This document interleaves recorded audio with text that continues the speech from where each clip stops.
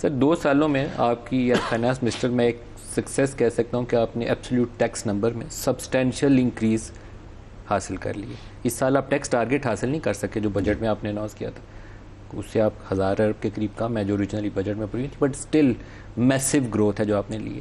لیکن آپ نے یہ میسو گروتھ لی ہے لو اکنامک ایکٹیویٹی کے اندر. 2-2.5% کی آپ کی گروتھ ہے, ہائی انفلیشن. پہلے تو 2 سال 40% تھی, ابھی اس سال تو کم آ گئی ہے. تو آپ یہ سوچیں کہ اس لوور مڈل انکم کلاس کا کیا حال ہوا ہوگا. کرشڈ ہوگی وہ تو ساری.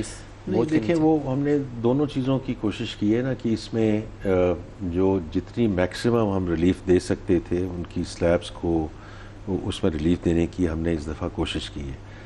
از that the eventual end state? The answer is نو.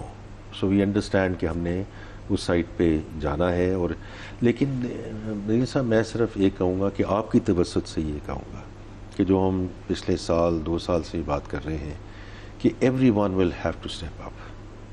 دیکھیے کہ یہ جو چیزیں ہوتی ہیں whether it's on the formal sector یا salaried class, quite frankly it's led by ease of collection.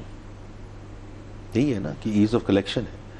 لیکن جو باقی سیگمنٹس ہیں, کیونکہ ہوتا یہ ہے کہ جو بڑے بڑے ہمیں آ کے لوگ پالیسی پرسکرپشنز دیتے ہیں, میں بھی پرائیویٹ سیکٹر میں اس کا مرتکب رہا ہوں, تو ایسی کوئی بات نہیں ہے.